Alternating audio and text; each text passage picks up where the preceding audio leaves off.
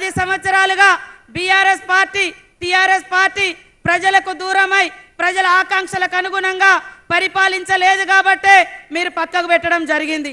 ఇప్పుడు మోడీ బీజేపీ కూడా గత 10 సంవత్సరాలుగా ఈ రాష్ట్రాన్ని పరిపాలిస్తుంది.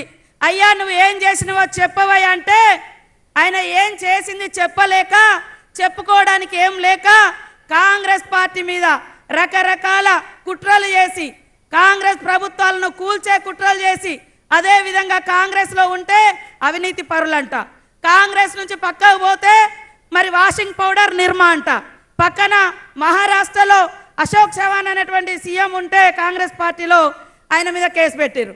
వాళ్ళ పార్టీలో పోగానే ఆయనకు రాజ్యసభ ఇచ్చి ఢిల్లీకి పంపారు. మరి ఇవాళ ఏమంటున్నాడు, కాంగ్రెస్ వస్తేనట పేదోళ్ళ దగ్గర పుస్తకాలు గుంజుకోనట ఇంకొక ముస్లిం కమ్యూనిటీకి ఇస్తారంటారు. అరే ఏమైనా బుద్ధి ఉందా మోడీ గారు? నీకు ఒక రాజ్యాంగబద్ధమైనటువంటి పదవులో ఉండి నువ్వు 10 ఏళ్ళు ఈ రాష్ట్రానికి, ఈ దేశానికి, ఈ ప్రజలకు ఏం చేసినవో చెప్పు, మేము ఇవాళ చెప్తాం. మరి నువ్వు హిందువుల పార్టీ అని అంటున్నావు కదా, హిందువులకు గుడిలో దేవుని మొక్కుతే కనీసం అగరబత్తి మీదనైనా నువ్వు జిఎస్టీ వేయకుండా ఫ్రీగా అగరబత్తి ఇస్తానని నేను అడుగుతా ఉన్నా. మరి ఏమన్నా ప్రత్యేకంగా నువ్వు అంటున్నావు కదా హిందూ ముస్లిం అని, హిందువుల మీద ట్యాక్సీలు వేయకుండా 10 ఏళ్ళు రూపాయి వసూలు చేయకుండా ఏమన్నా పరిపాలించినవా నేను అంటున్నా.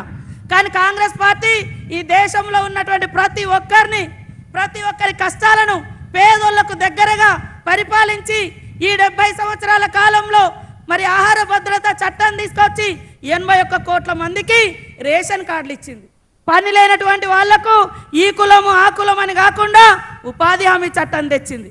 ప్రతి పిల్లగాడు చదువుకునే విధంగా, ప్రతి అమ్మాయి చదువుకునే విధంగా విద్యా హక్కు చట్టం తెచ్చింది. నువ్వేం తెచ్చినవయ్యా?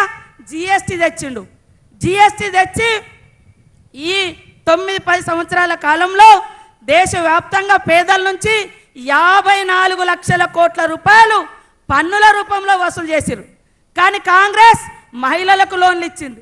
మహిళలకు 500కే ఆనాడు కాంగ్రెస్ ఉన్నప్పుడు ఇళ్లల్లో మరి గ్యాస్ సిలిండర్ ఇచ్చి అక్కల కష్టాలు తీర్చింది. మరి అదేవిధంగా రైతన్నల రుణమాఫీ ఏకకాలంలో చేసింది. ఇందిరమ్మ ఇండ్లు ఇచ్చింది, బడులు ఇచ్చింది, గుడులు ఇచ్చింది, మడి ఇచ్చింది. ఇవాళ వ్యవసాయ రంగాన్ని అద్భుతంగా ఇవాళ కడెం ప్రాజెక్టు కావచ్చు ఆదిలాబాద్లో, మరి శ్రీరామ్ సాగర్ నిజామాబాద్లో కావచ్చు, ఇవన్నీ తెచ్చినాం. మీరేం తెచ్చిరా? ఒక్కటన్నా ఇవాళ ఏమన్నంటే అయోధ్య పేరుతోటి ఊరూర్లో వసూలు చేసుకున్నారు, తీసుకుపోయి అక్కడ కట్టిరు, సంతోషం. కానీ మాకేమిచ్చిర్రు? ఊళ్ళల్లో ఏమిచ్చిర్రు? ఇల్లు ఇచ్చిరా? తమ్ముళ్ళు ఉద్యోగం ఇచ్చిరా?